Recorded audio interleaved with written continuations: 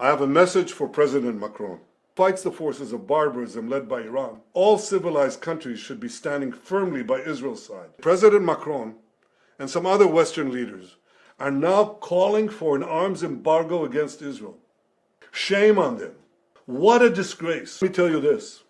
Israel will win with or without their support. Benjamin Netanyahu donne une leçon à Macron sur la question d'embargo d'armes contre Israël. Salut, moi c'est Espoir, j'espère que vous allez bien. C'est donc le sujet à la une des actualités du jour. Imaginez un peu Benjamin Netanyahu, le premier ministre israélien qui s'improvise professeur et donne une leçon au président de la France qui est M. Emmanuel Macron sur la politique internationale. Une scène improbable, non? Pourtant, c'est exactement ce qui s'est passé. Alors, pour Benjamin Netanyahu, appeler à des embargos d'armes contre Israël, c'est comme demander à un chef cuisinier de ranger ses couteaux avant même de cuisiner, ce qui est ridicule selon lui. Comme nous le savons tous et pour beaucoup d'entre nous, la paix c'est la fête des conflits. Mais pour Netanyahu, on dirait que c'est plutôt la guerre sans fin avec ses voisins du Moyen-Orient. On peut se demander si c'est vraiment la meilleure voie vers la paix.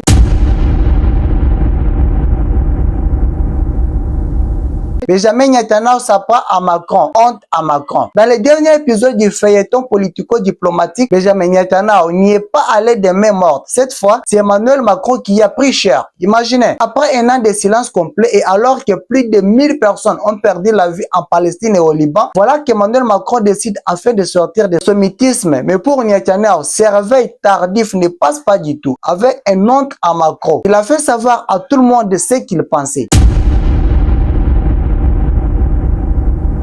C'est quoi la raison de cette attaque verbale? Macron, leader d'une France qu'on pensait être un ami indéfectible d'Israël, a osé remettre en question des livraisons d'armes à l'État hébreu. Si on appelle à un cessez-le-feu, la cohérence c'est de ne pas fournir les armes de la guerre. Et je pense que ceux qui la fournissent ne peuvent pas chaque jour appeler à nos côtés au cessez-le-feu et continuer de les approvisionner. Oui, vous avez bien entendu. En plein milieu d'un conflit qui s'aggrave au Moyen-Orient, Macron semble avoir trouvé le moment opportun pour lever la voix. Alors, qu'on se demande tous, pourquoi maintenant? Après un an de silence complet, pourquoi ce brusque changement de camp? Et c'est une prise de conscience tardive ou un geste politique stratégique. Netanyahu, lui, n'a pas besoin de réfléchir. Pour lui, c'est trop tard. Et on peut sentir que la gifle diplomatique n'est pas loin d'être prononcée.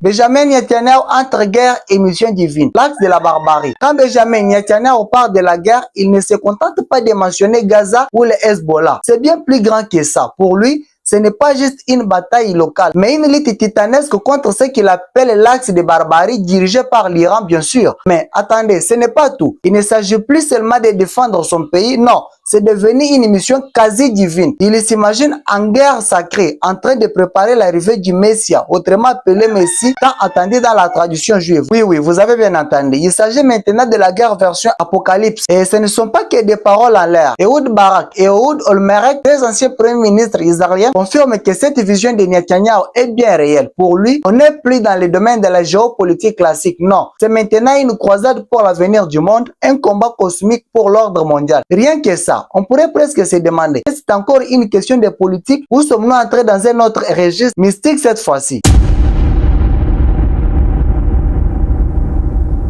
Macron, un réveil tardif ou juste un sursaut d'indifférence. Emmanuel Macron, notre cher président, a finalement réalisé qu'il y avait un problème au Moyen-Orient. Mieux vaut tard que jamais, n'est-ce pas? Pendant que des dizaines de milliers de vies étaient sacrifiées, Macron, bien installé dans son palais présidentiel, discutait sans doute du climat ou des sujets tout aussi urgents comme les toilettes non jarrées. Et puis, paf, il décide soudainement de réagir. Mais bien sûr, cela n'a pas du tout plu à Netanyahu, qui a souhaité sur l'occasion pour lancer une petite pique bien sentie. J'ai un message pour le président Macron, a déclaré Netanyahu dans une vidéo qui a fait le tour du web. Israël se battra et gagnera avec ou sans le soutien de la France, mais la honte de Macron restera longtemps après la victoire d'Israël. Vous voyez, une vraie push Klein, non? Derrière cette menace à peine voilée, on sent bien que l'amitié franco-israélienne en a pris un sacré coup. Netanyahu ne cache plus sa rancune contre quiconque osait remettre en question les politiques militaires d'Israël. Macron a peut-être pensé qu'il faisait un geste courageux. Mais dans cette partie, c'est Netanyahu qui mène le jeu et n'hésite pas à le faire savoir. Un conflit sans fin et l'Occident qui ferme les yeux. Pendant que Benjamin Netanyahu continue de monter les enchères avec sa stratégie guerrière, l'Occident, lui, semble lui dérouler un tapis rouge. Oui, bien sûr, on a quelques petites sanctions par-ci, quelques rappels à l'ordre diplomatique par-là. Mais soyons honnêtes, rien de vraiment concret qui pourrait stopper la machine de guerre en Israël. On dirait qu'on regarde un incendie en s'aspergeant d'eau pour faire semblant. Voilà, c'était tout pour cette vidéo. N'hésitez surtout pas à me dire ce que vous en pensez dans les commentaires. Je suis toujours curieux d'avoir vos avis. En attendant, on se retrouve très vite pour une nouvelle vidéo. Peace out.